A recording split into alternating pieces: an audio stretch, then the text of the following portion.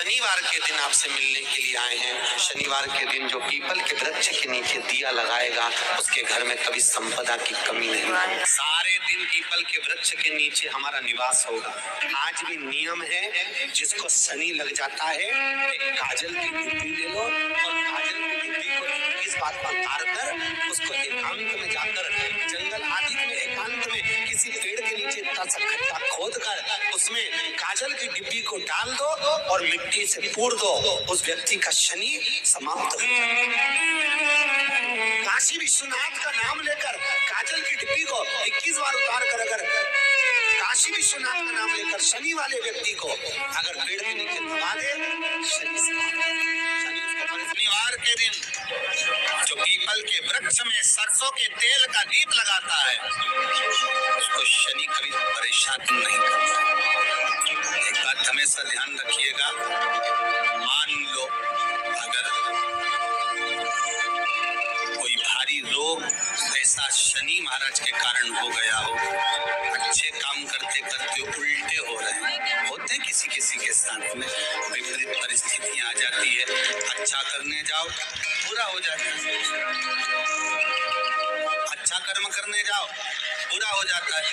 तो पीपल के वृक्ष की जो छाल होती है, छाल देखिए पीपल के वृक्ष में जो छाल लगी होती है, उस छाल को घिसकर चंदन बनाकर भगवान शंकर का स्नान कराकर अभिषेक कराकर पूजन कराने के बाद में पिपलेश्वर महादेव का नाम लेकर, कौन से महादेव? पिपलेश्वर महादेव का नाम लेकर वो जो घिसी हुई छाल होती है उस छाल का तिलक भगवान शंकर को लगा लो और उसी का थोड़ा सा भाग अपने कंठ पर मस्तक पर लगाना प्रारंभ कर दो। धीरे धीरे जो विपरीत दशा है वो सुधरना प्रारंभ हो जाती है। पर नाम याद रखना, पिपलेश्वर, जम के बोलिए पिपलेश्वर महादेव। एक देवता ऐसे हैं जिन्होंने दूसरे का हिस्सा खाने का प्रयास करा था और आज भी उस देवता से दुनिया डरती है। और उन्होंने दूसरे का हिस्सा खाने का प्रयास करा था तो शंकर भगवान ने उसको भी नहीं छोड़ा। कौन से देवता? वो बाल्टी में हर शनिवार को आते हैं आपके यहाँ। कौन से? शनि देव।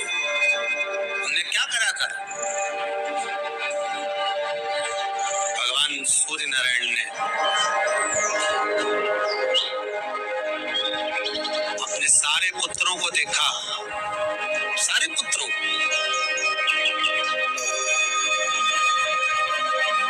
सारे पुत्रों को देखकर आज मेरे सूर्य नारायण भगवान बड़े सुखी, बड़े प्रसन्न। मेरा पुत्र शनि भी श्रेष्ठ है, मेरा पुत्र यम भी श्रेष्ठ है, सब ठीक है। आज भगवान सूर्य देवता ने अपने पुत्रों को बुलाकर कहा, आज मेरा मन कर रहा है कि मैं सारे लोगों का राज्य अपने पुत्रों को बांट दूं, सबको अपना अपना हिस्सा दे दूं। शनि महाराज जी को भी हिस्सा दे दिया गया। अब जब शनि महाराज जी को हिस्सा दे दिया तो शनि महाराज जी संतुष्ट नहीं हुए। दुनिया में ऐसे लोग बहुत सारे हैं जो संतुष्ट बहुत कम हो पाते हैं। शनि देव के मन में संतुष्टि नहीं हुई। जब शनि देव के मन में संतुष्टि नहीं हुई तो शनि महाराज उसी समय पर अपने सारे भाइयों का हिस्सा बटोरने लगे, उस पर कब्जा करने लगे तो सूर्य देवता की आंख में जल भर गया। कितना तेजवान सूर्य नारायण, कितने तेजवान, कितना तेज भगवान सूर्य के पास में था। और शनि महाराज को देखकर आज रो रहे हैं। शनि महाराज ने अपने भाइयों के इस हिस्से पर क्या कर दिया? सूर्य नारायण भगवान की आंखों में जल भर गया कि मेरा पुत्र ऐसा कर रहा है। शनि को बुलाया सूर्य नारायण भगवान ने, समझाया और नहीं माना। किसी किसी की नियत होती है कि इसको इतना कैसे दे दिया, अम्मा ने इसको इतना कैसे दे दिया, पिताजी ने इसको इतना कैसे दे दिया, मैं तो कब्जा करूंगा, दुकान नहीं छोड़ू, घर नहीं छोड़ू, ये नहीं छोड़ू, वो नहीं छोड़ू। मत छोड़, एक दिन संसार छोड़कर जाना पड़ेगा। तो भाई जमीन जायदाद छाती में बांध के ले जाएगा? नहीं भगवान ने तो सूर्य देवता ने अपने गणों को भेज दिया, जाओ जरा शनि महाराज को जरा हटाओ वहां से।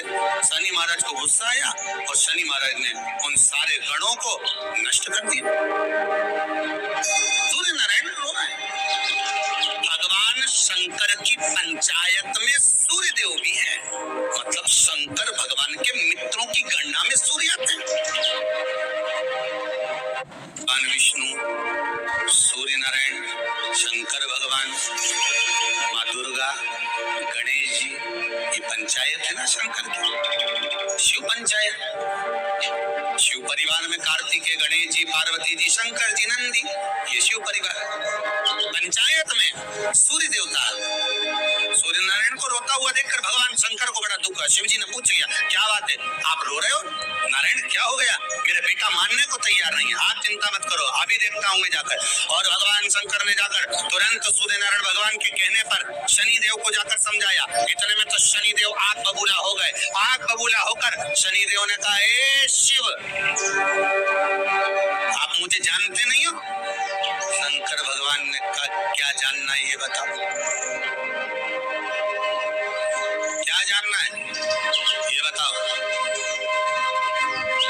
शनि देव कहते हैं, आप मेरी दृष्टि को नहीं जानते। शंकर भगवान ने कहा, तू भी नहीं जानता कि तेरी दृष्टि खराब कैसे हुई? तेरी दृष्टि को श्राप किसका लगा है तुझे नहीं मालूम क्या? शंकर भगवान ने जब समझाना चालू करा कि देख शनि देव, तुम तो कह रहे हो, तो बोल रहे हो कि मेरी दृष्टि नहीं जानते। हम जानते हैं आपकी दृष्टि, मना नहीं है, जाना, पर आप नहीं जानते क्या? शिव जी जानते हैं। शिव जी ने कहा, मैं सब जानता हूँ। आपका विवाह करा सूर्य देवता ने, आपकी पत्नी घर में आ गई, आप अपनी पत्नी को देखते तक नहीं थे, इसलिए आपकी धर्म पत्नी ने आपको श्राप दिया कि जिस पति ने मुझ पर दृष्टि नहीं डाली, मेरे वो पति की दृष्टि कुदृष्टि हो जाए, जिस पे डालेगा वो बर्बाद हो जाए। शनि महाराज ने कहा, आप मेरी पत्नी की याद मत दिलाओ। शंकर भगवान बोले, शनि फिर समझा रहा हूँ, हिस्सा छोड़ेगा कि नहीं छोड़ेगा? शनि बोले, नहीं छोड़ूंगा। शंकर भगवान ने उठाया, पीपल के पेड़ के नीचे ले गए और पीपल के पेड़ के नीचे शनि महाराज को उल्टा लटका दिया। 19 साल तक शनि महाराज को पीपल के पेड़ के नीचे शंकर जी ने लटका के रखा। अब बोल, 19 वर्ष तक शनि महाराज पीपल के वृक्ष में पीपल की जड़ पर बंधे रहे, बोले ही नहीं सी, टंगे रहे। दूसरे का हिस्सा खाने वाले को जब शनि महाराज जैसे के लटका दिया भोलानाथ ने, तो तुम कहीं लगो रे लाइन में? विचार तो करो। 19 वर्ष तक शनि महाराज लटके रहे, तब 19 वर्ष नेत्र बंद कर कर शनि महाराज ने शंकर की आराधना करी कि दुनिया में कोई ऐसा नहीं जो मुझे उल्टा लटका दे, केवल एक यही है जिनने मुझे लटकाया है। तो 19 वर्ष तक तप करा तो शंकर जी प्रसन्न हो गए। धरनी को हटाकर पार्वती को लाए, साथ में आशीर्वाद दिया, शनि महाराज को खोला। वर मांगो, तुम्हें क्या चाहिए? मांगो, तुम्हें क्या चाहिए?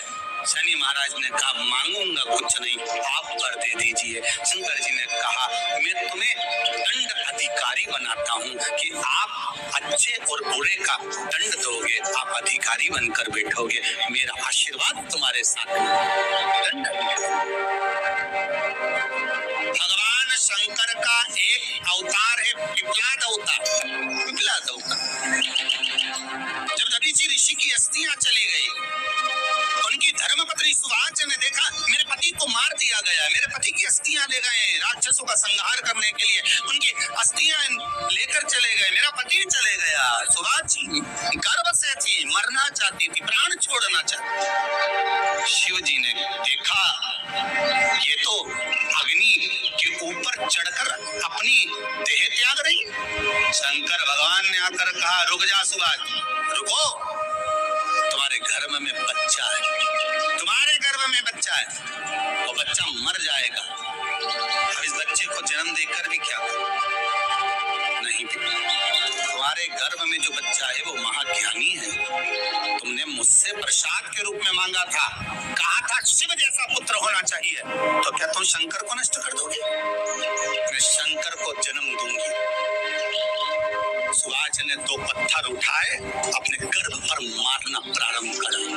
गर्भ पर मारा, बच्चे ने जन्म लिया। बच्चा 7 महीने का था। उस बच्चे को उठाकर पीपल के कोटर में रख दिया। पीपल की कोटर।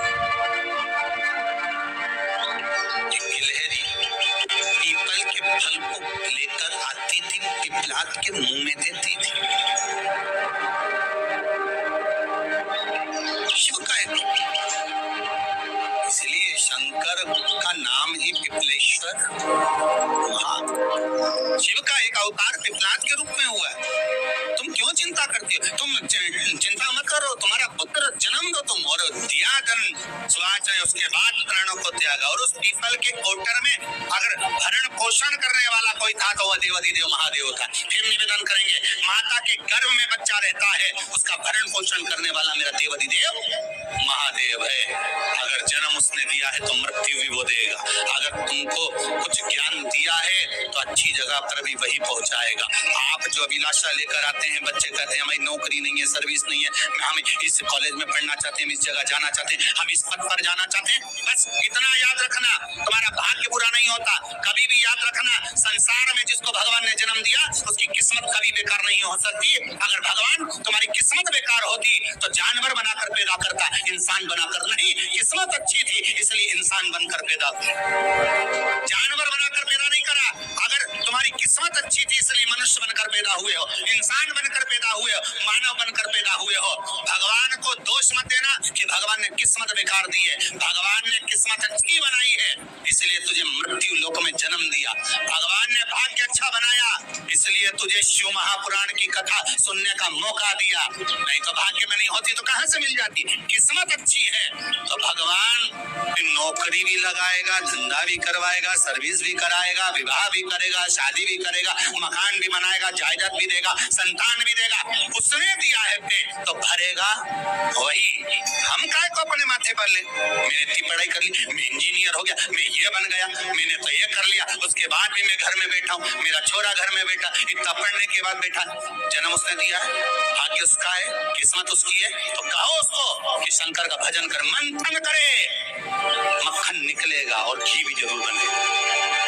धारणा मती, जब तेरे 3.5 करोड़ बार गिनती मत करना, गिनती वो करेगा। तू तो भाज, तो कुबेरेश्वर का स्मरण कर, तू महाकाल का स्मरण कर, तू काशी विश्वनाथ का स्मरण कर, तू महाकाल राजा का स्मरण करके तो देख। शिव का भजन कर, 1 लोटा पानी ले जाकर रोज चढ़ा शंकर जी के मंदिर में जा।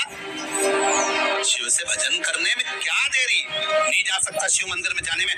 बच्चों को अगर शर्म आती हो तो बेलपत्री के पेड़ के नीचे पानी चढ़ाया, वो भी नहीं कर सकता तो पीपल के पेड़ के नीचे चढ़ाया, वो भी नहीं कर सकता तो आंवले के पेड़ के नीचे चढ़ाया। पर कहीं जुड़ तो सरी, एक बार साध तो सरी, पकड़ने का प्रयास तो करो परमात्मा।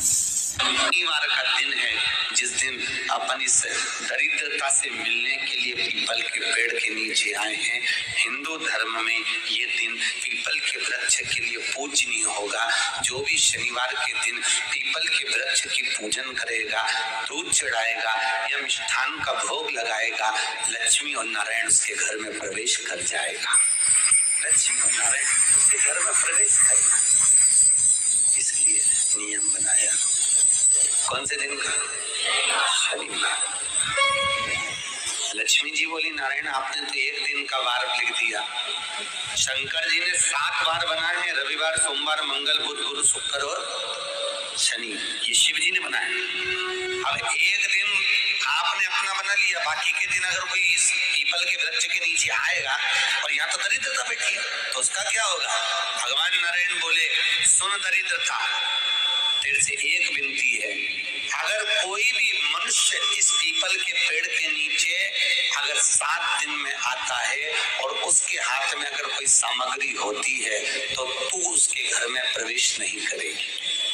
नियम में पीपल के वृक्ष का या तो पानी का लोटा लेकर जाओ, कुंकू का चोपड़ा लेकर जाओ, शक्कर लेकर जाओ, या पेड़ के नीचे चींटी को डालने के लिए आटा ले जाओ, और खाली हाथ पीपल के वृक्ष के नीचे कभी मत जाओ, कभी नहीं जाना।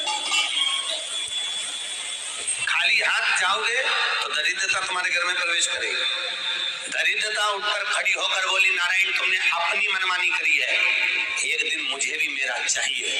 भगवान ने कहा बोल कौन सा दिन चाहिए? दरिद्रता कहती है रविवार के दिन इस पीपल के वृक्ष के नीचे मैं दिन भर नृत्य करूं, इसमें रहूं, और जो यहाँ आए रविवार को मैं उसके घर में प्रवेश करूं। भगवान ने कहा ठीक है। दरिद्रता रविवार का दिन एक ऐसा दिन रहेगा जिस दिन तू इस पीपल के वृक्ष के नीचे नृत्य करेगी, और जो आएगा इस पीपल के वृक्ष के नीचे तो उसके साथ प्रवेश करेगी। मैंने तुझे वर दिया। इसलिए हमारे यहाँ केवल पीपल का वृक्ष अगर दीवार में भी लग जाता है ना, किसी की व्यक्ति की दीवार में, किसी के घर की दीवार में पीपल का वृक्ष अगर लग जाता है, पीपल का पौधा लग जाता है, उसको कितना भी तोड़ लो वो वापिस लग जाएगा। फिर तोड़ोगे फिर लग जाएगा। अगर पीपल के पौधे को तोड़ना है तो केवल रविवार का दिन एक नींबू, एक मिर्ची और बमूल का कांटा, ये तीन चीजें रखने के बाद में आधे घंटे बाद रविवार के दिन पीपल के पेड़ को उखाड़ कर फेंक दो। दूसरी बार कभी पीपल दीवार में लगता ही नहीं है, कभी नहीं लग सकता। केवल एक रविवार, केवल एक संडे, इतवार। घर में दीवारों पर अगर पीपल लग भी गया है, इसलिए पीपल के वृक्ष को उखाड़ने का, अगर घर में पीपल लगा हुआ है या पीपल का पौधा हमारे घर में लग गया, उसको उतारना, निकालना, लगाना, तो पीपल के वृक्ष को अगर निकाला जाता है तो रविवार के दिन, और अगर पीपल के वृक्ष को कहीं लगाया जाता है तो सोमवार के दिन या मंगलवार के दिन, बुधवार के दिन, इन दिनों में लगा सकते हैं पीपल के वृक्ष कहीं लगाना।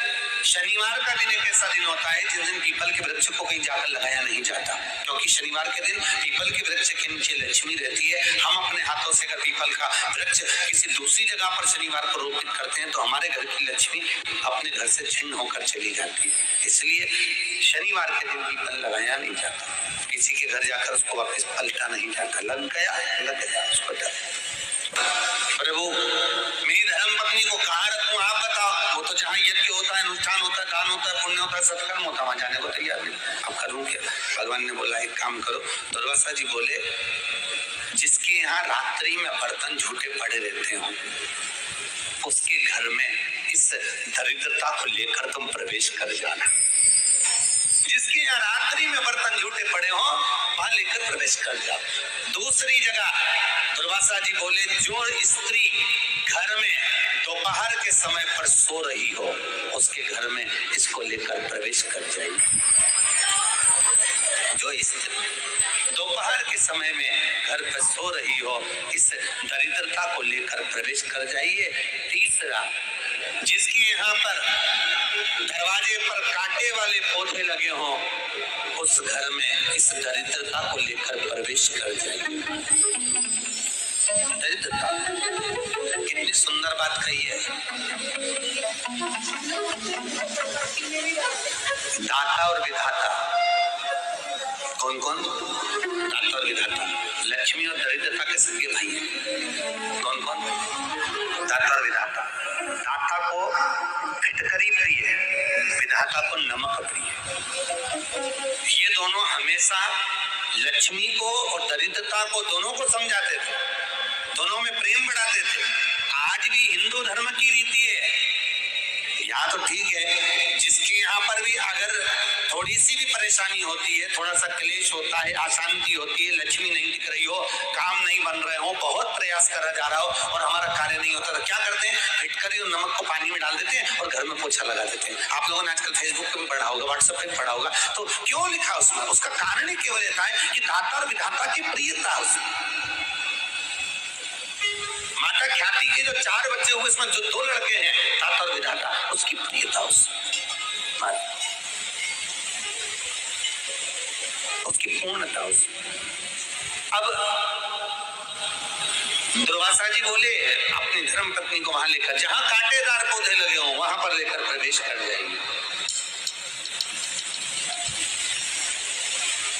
कांटेदार पौधों में उस दरिद्रता का निवास हो गया। आए जब बहुत कष्ट का जीवन चल रहा हो, बहुत कष्ट की जिंदगी चल रही हो, ध्यान लगाना। अगर कष्ट का जीवन चल रहा हो, तकलीफ की जिंदगी चल रही हो, 5-7 सोमवार, या तो 5 सोमवार या 7 सोमवार, हाथ में दुर्वा, मान लो ये तुमने दुर्वा ले लिया, हाथ में दुर्वा, एक बेलपत्र, और उसी हाथ में अपने घर का भरा हुआ 1 लोटा जल। पहले रखना है दुर्वा, फिर रखना है बेलपत्र, उसके बाद में हाथ में 1 लोटा जल, और दोनों हाथों का स्पर्श करते हुए जो अपना पूजन का कक्ष होता है घर के अंदर का, उस पूजन कक्ष की साक्षी में खड़े होकर अपने कुल देवता, पितृ देवता और अन्य देवताओं का स्मरण करते हुए, बाबा बहुत दुखी हूँ, बहुत तकलीफ में हूँ, बहुत कष्ट में हूँ, मेरा परिवार आज तकलीफ में है, मेरा परिवार आज कष्ट में है, दुख में है, कष्ट में है। बाबा को अपने मन का भाव करते हुए, हृदय से प्रार्थना करते हुए, अपने घर के मंदिर से निकल कर फिर उस जल को लेकर शिवालय तक जाओ, और दक्षिण की ओर खड़े होकर उत्तर की ओर मुख कर जल समर्पित करो। बेलपत्र और दुर्वा दोनों को अशोक सुंदरी वाली जगह पर चढ़ा दीजिए। अशोक सुंदरी की जगह तो सबको मालूम है ना, अशोक सुंदरी वाली जगह पर उस बेलपत्र और दुर्वा को समर्पित कर दो। चढ़ा हुआ थोड़ा सा जल लेकर आओ, घर के दरवाजे पर उसका छींटा दे दो, लेपन कर दो, और बाबा से 5 सोमवार नियम से आप दुर्वा, बेलपत्र और जल का प्रयोग अगर करोगे, 5 सोमवार पूर्ण होंगे, जो तुम्हारा दुख है वो समाप्त जरूर होगा। शिव करना जरूर, शिव कृपा। बस इसमें 3 चीजों का स्मरण रखिएगा, 3 चीजों, शिव पुराण कह रही है, इसमें 3 चीजों का स्मरण रखिए।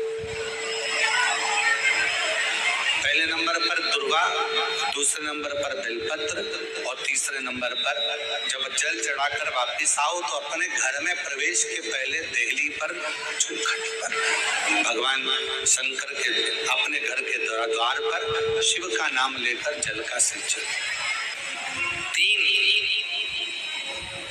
शिव जी की करुणा का गुणगान करने के लिए 3, जब आप तकलीफ में होते हो तो 3, शंकर को जल चढ़ाने वाला, 1 लोटा जल चढ़ाने वाले के पास 3 को भगवान शिव अवश्य भेजते हैं।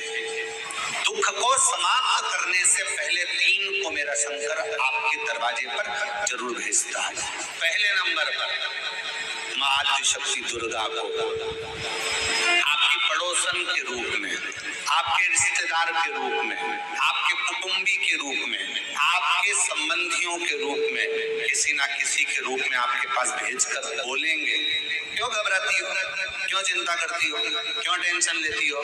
मैंने सुना है कथा में, बाबा ने ये बताया था, एक काम कर, एक बेलपत्र, एक दुर्वा लेकर जा, बताएगी, आएगी, बैठेगी, सुंदर, उस दिन उसका चेहरा देखोगे आप, तो आपको लगेगा ये मेरी पड़ोसन नहीं हो सकती। उसका चेहरा देखोगे तो आपको लगेगा ये मेरी देवरानी नहीं, ये मेरी जेठानी नहीं, ये मेरी ननंद नहीं, ये मेरा रिश्तेदार नहीं। आज इसका चेहरा कुछ और बोल रहा होगा, होगी, तब कोई तुम्हारे कहेगा, धीरे से सामने नहीं आएगा तो सुंदर स्वरूप धारण कर स्वप्न में आकर कहेगा। ऐसा लगेगा कोई तुम्हें जगा कर कह रहा है कि तू घबराना मती, तू ये कर लेना, समझ। धीरे से सामने नहीं आएगा तो सुंदर स्वरूप धारण कर स्वप्न में आकर कहेगा। ऐसा लगेगा कोई तुम्हें जगा कर कह रहा है कि तू घबराना मती, तू ये कर लेना, समझ लेना, मेरे बाबा ने अपनी अर्धांगिनी पार्वती को तुम्हारे पास भेज दिया। श्री शिवाय नमस्तुभ्यम। हर हर महादेव। आपको वीडियो कैसी लगी, अच्छी लगी हो तो कमेंट और